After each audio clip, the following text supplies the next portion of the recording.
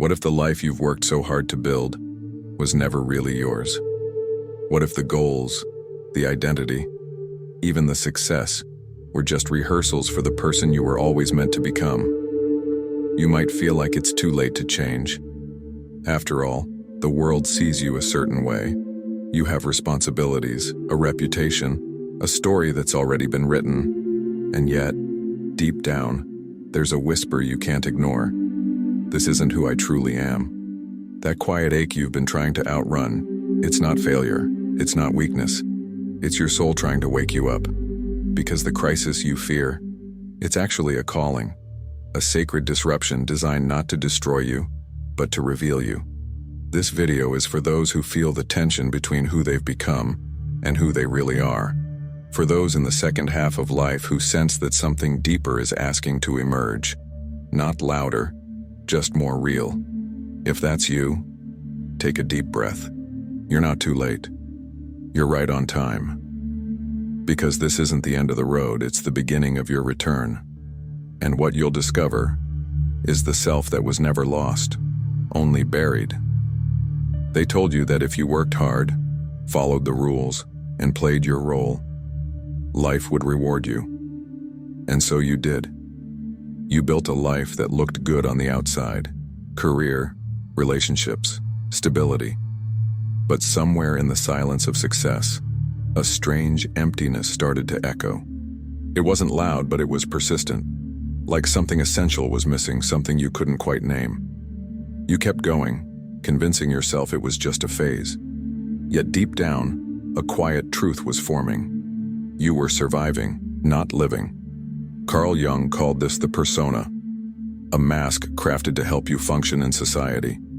It's not fake, but it's not you either. It's a role tailored to expectations, the loyal employee, the good parent, the achiever. And for a time it works. The mask protects you, but over time the weight of pretending becomes unbearable. You laugh but don't feel joy. You succeed but feel hollow, and that's when the soul begins to whisper through the cracks in the mask. Society applauds adaptation. It rewards those who fit in, not those who question. From childhood, you were taught to conform, please your parents, impress your teachers, don't rock the boat. You learned which parts of yourself were safe to show, and which were too much, too sensitive, too wild.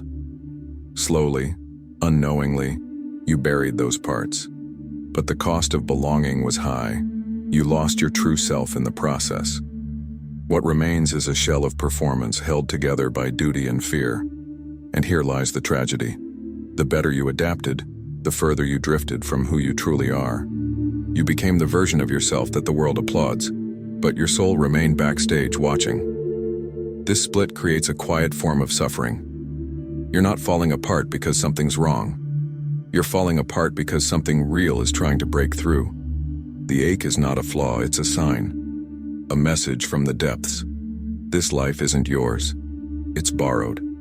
So ask yourself, are you living as who you are, or who the world trained you to be? Are you thriving, or just performing well in a role you never chose? When the persona becomes too tight, it doesn't mean you failed. It means you're finally ready to remember. The life you built did its job, it kept you safe. But safety is not the same as fulfillment. And now, something deeper is calling. One day, it hits you. Maybe in the middle of your routine, or in the quiet of a restless night. A whisper inside says, "This isn't it." It doesn't come with drama or fanfare, it's subtle like a shift in the wind. But it's enough to make you question what once felt solid. The job that gave you pride now feels empty. The goals you chased start to seem pointless. You can't explain it, but you know. Something is ending, and something else, though unnamed, is beginning. This is not burnout. It's not a phase. It's your soul awakening. Jung believed that the first half of life is about construction, building the ego, adapting to the world. But the second half? That's when the real journey begins. It's the shift from persona to essence, from performance to purpose. And this shift doesn't start with answers. It begins with a deep, aching question. Who am I really? The world isn't designed for this kind of questioning. It celebrates certainty and punishes doubt.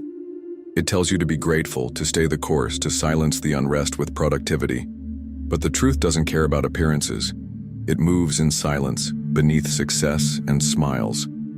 When your soul starts speaking, it won't shout. It will ache. It will make the life you've built feel too small. And it will ask for your attention. Many ignore this call. They double down on what's familiar, working harder, distracting more, numbing deeper. But the call doesn't stop. In fact, the more you resist it, the louder it becomes. This is not punishment, it's preparation. That feeling of disconnection, of emotional fatigue, isn't a failure. It's your system recalibrating. Your inner compass is realigning, away from performance and back toward truth. So consider this. What if the emptiness isn't the end, but the doorway? What if the ache you feel is not weakness, but wisdom? Could it be that your dissatisfaction is sacred, that it's pointing you back to the self you lost? When everything you've built begins to feel false, it's not because you've gone astray. It's because your soul is finally ready to come home. One day, it hits you. Maybe not like lightning, but like a quiet discomfort you can't shake. It could be during your morning coffee, a commute, or staring blankly at your calendar. A voice, not external, but unmistakably yours, asks, "Is this really my life?" It's not that anything is necessarily wrong. Things might look perfectly fine, but something doesn't feel right. You sense you're drifting from something essential, something you didn't even know you'd lost. This is the moment Carl Jung pointed to as the soul's awakening. It doesn't arrive with fanfare. It arrives as discontent, as the subtle unraveling of a life that no longer fits. The career, the roles, even the relationships start to feel scripted. You're no longer the actor, you're the observer, watching yourself go through motions that once felt purposeful. And it's disorienting, because success wasn't supposed to feel like this.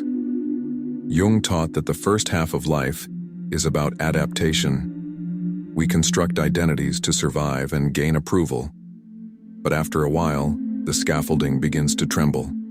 That structure, built so carefully, becomes a prison. The emptiness you feel isn't failure. It's the soul telling you the real journey is about to begin. The second half of life is not about adding more. It's about removing what no longer belongs. It's not about becoming. It's about unbecoming everything you're not. Still, the world doesn't want you to wake up. It labels your awakening as crisis. It tries to medicate, to motivate, to convince you to get back to normal. But you can't unsee what you've seen. You can't unfeel that hollowness. No new goal, no vacation, no raise will silence what has been stirred. You try, you pretend, but the performance grows heavier because the soul doesn't care about maintaining appearances. It wants truth. So what if the ache you feel is sacred? What if it's not a problem to solve, but a message to heed? When everything you once valued starts to feel meaningless, maybe it's because you're meant for more, but not in the way the world defines more. Not more status, but more authenticity. Not more productivity, but more alignment. The quiet ache is not weakness, it is wisdom, and it's asking, gently but firmly, will you listen? There's a part of you that you've been trained to hide. The part that gets angry without explanation, that feels envy, shame, fear. Society calls it weakness. Family says it's unacceptable. So you pushed it down, locked it away, wore a smile instead. Carl Jung called this hidden reservoir the shadow, not because it's evil, but because it lives in darkness, unseen, unclaimed. And yet, ironically, the shadow holds your greatest power. You see everything you've disowned, your wildness, your sensuality, your rage, your sensitivity. It didn't vanish. It just sank beneath the surface. It didn't die. It waited. And the more you deny it, the more it leaks through the cracks. In your relationships, in your patterns, in the quiet sabotage that keeps you from the life you know is possible. Jung warned that what we do not make conscious will rule us, and we will call it fate. Facing the shadow isn't comfortable. It's messy. It forces you to confront the parts of yourself you swore you'd never be. The addict, the coward, the manipulator. But here's the paradox. When you embrace those pieces with honesty and compassion, they stop controlling you. What once caused shame becomes a doorway to your true self. The shadow is not your enemy. It's your exile, waiting to come home. This is where transformation truly begins. Not in the pursuit of perfection, but in the integration of your fractured self. When you bring light to your darkness, you don't become flawless. You become whole. And from that wholeness, something incredible emerges. Clarity, energy, presence. You're no longer using your strength to suppress your truth. That energy is now free to create, to connect, to thrive. There comes a point where the question shifts.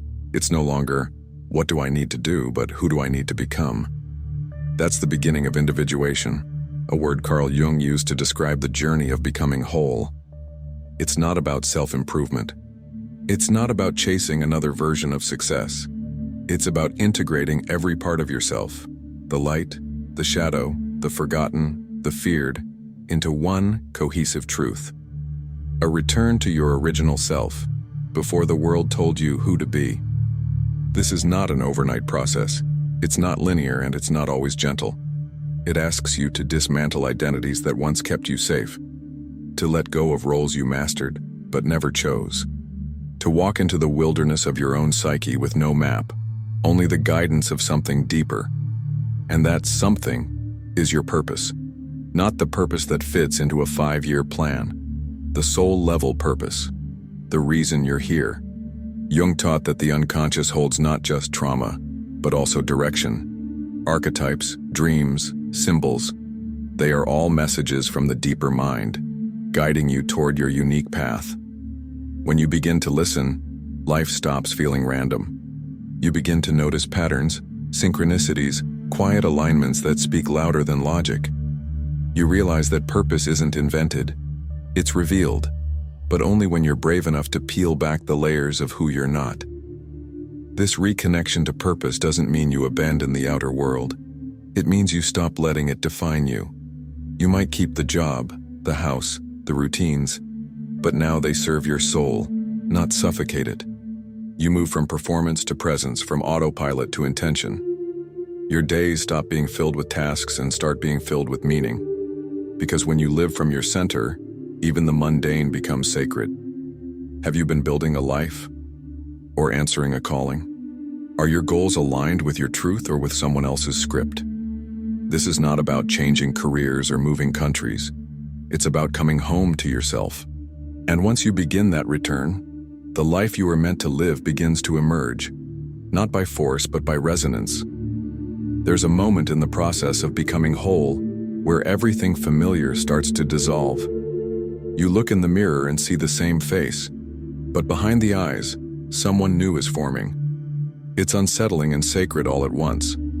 This is the rebirth, not into a new identity, but into the one that was buried under years of conditioning. The persona cracks, and through it, your essence begins to shine. But to sustain this emergence, you need more than insight. You need mental discipline. Without discipline, the old self will reclaim its throne. The ego is persistent. It will pull you back into old patterns, seduce you with comfort, whisper that you are safer behind the mask. But every time you say no to the lie and yes to your truth, you rewire your reality. Carl Jung taught that the unconscious doesn't just store what's hidden, it responds to intention. With consistent practice, you can reshape your inner world and, by extension, the world around you. This is where tools like autosuggestion become powerful. By affirming not what you want to believe but what your soul knows is true, you activate your inner compass. Your subconscious is always listening. It believes what you repeatedly tell it. So speak not from fear, but from alignment. Not from doubt, but from devotion to your true self. You're not here to perform, you're here to remember. And remembering takes daily, intentional focus. You're not becoming someone new. You're reclaiming who you were before the world told you to shrink. And that reclamation doesn't require approval. It requires courage. Every boundary you set, every truth you speak, every time you stay grounded when others expect your mask, those are acts of power. That's how you stop being a product of the past and become a co-creator of the future. Aligned. awake, whole. So if this message speaks to something deep within you, if your soul has been whispering through the noise, waiting for permission to rise, type this in the comments as a commitment to yourself. I choose to be whole, not just functional. Let it be your line in the sand, a declaration that your truth matters more than your comfort. Because once you start living from who you really are, everything changes. When the soul leads, life feels different. Not easier, but infinitely more meaningful. You wake up not to chase validation, but to honor your alignment. You stop running from stillness because you no longer fear what it reveals. Instead of chasing a million goals, you focus on one, living from your center. That's where true prosperity begins, not in accumulation, but in authenticity. The world taught you to seek wealth out there. Jung taught that it begins within. This inner wealth isn't about rejecting material success. It's about transforming your relationship with it. When you live from your true self, success becomes a byproduct, not a fixation. You no longer confuse productivity with purpose. You no longer pursue what drains you just because it earns applause. You move differently, with focus, with presence, with soul. You stop competing and start creating, because now your work flows from your essence. That kind of alignment is magnetic. Opportunities shift. People respond. Not because you're trying to be someone, but because you're being someone, real, whole, awake. And yet you no longer depend on external feedback. Your compass is internal. Your motivation is sacred. You trust the timing of your path. You don't force, you align. You don't chase, you attract. This is the prosperity of the soul, clarity, purpose, peace. The most powerful part? You don't need to abandon your life to begin this. You need to anchor into it. Bring soul into your schedule. Bring truth into your decisions. Bring presence into your relationships. Every moment becomes an altar. Every breath a reminder. I am not here to fit in. I am here to remember who I am and live from that truth. Maybe the most important journey isn't forward, but inward. Maybe everything you've endured wasn't meant to define you, but to prepare you. Because you were never just here to function. You were born to remember who you are beneath the noise, beneath the mask. And now that you've begun, there's no going back. Not because you shouldn't, but because you've tasted something real. You don't need to have all the answers. You just need the courage to keep listening to the quiet voice inside. The one that says, "This is who I've always been." So let me ask you, what's your soul trying to say through you? Are you willing to listen? If this video spoke to something real inside you, subscribe to the channel and like this video. And don't stop here. Watch the next one we've chosen for you. It will help you go even deeper on your path of awakening and inner transformation.